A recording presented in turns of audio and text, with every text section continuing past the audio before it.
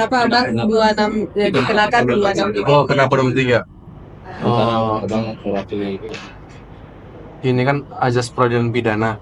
Kita mengenal azas praduga tak bersalah. Jadi itu gunanya persidangan kita untuk mencari kebenaran material. Begitu. Terkait kalau diduga kenapa 263 ayat 1 dan ayat 2, mungkin dari kita, asumsi kita ya harusnya belum terpenuhi. Karena memang surat itu, surat proposal perdamaian yang pernah kita ajukan dalam perkara lain dimensi kepailitan, itu sama sekali tidak pernah digunakan. Begitu. Berarti memang tidak pernah digunakan. Tidak pernah digunakan. Iya. Bang, yang lebih besar mana sih bang, proposal yang abang buat itu atau yang akhir?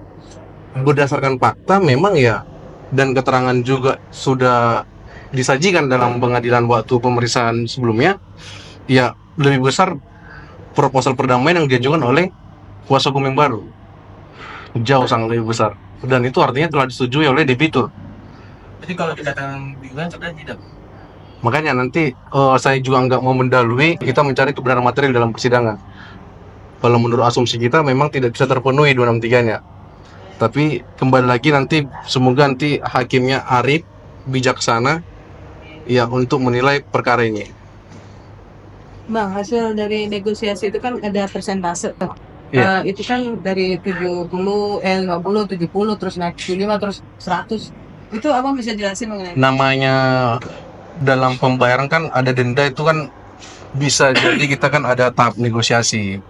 Di awal memang 50%, namun pihak lawan tidak menyetujui, dan ada angka-angka dalam tahap negosiasi tersebut juga selalu update ke debitur, Kemudian juga yang mengeluarkan angka itu dan menyetujui angka itu juga debitur. Dari 70% yang saya ajukan, pada saat itu saya sudah tidak megang perkara lagi, saya sudah resign. Pada saat voting PKPU itu 100%. Jadi kita semua bisa berpikir di mana letak kerugiannya. dan dibayar 100%. Dan dibayar 100%. Artinya ketika ada pembayaran berarti adanya persetujuan debitur untuk membayar kepada kreditur. Sederhana sebenarnya. Bang Ojak? Ya, jadi gini, saya perlu jelaskan begini ya. Apa yang dijelaskan oleh klien kami tadi begini, bahwa klien kami dituduh telah melakukan pemalsuan tanda tangan, itu dulu di dalam prodam. Tapi kita udah pelajari semua,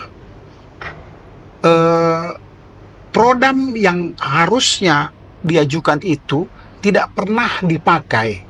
Kenapa? Karena tidak ada di dalam prodam itu pemalsuan tanda tangan. Yang ada adalah ketika direktur tidak mau menandatangani, meskipun sebagai kuasa dari perusahaan meminta untuk ditandatangani, tidak pernah dilakukan. Sehingga kalau prodam itu tidak dibawa ke dalam rapat kreditur pada besok harinya, maka otomatis perusahaan akan pilot. Informasi yang lain, prodam itu bukan klien kami yang buat. Kemudian terkait dengan yang 100% tadi, bahwa ketika di rapat kreditur besok harinya itu ditolak, sehingga tidak pernah lagi prodam itu dipakai. Prodam yang selanjutnya lah yang udah diganti dia sebagai kuasa hukum yang dipakai, dan muncullah denda yang 100% itu.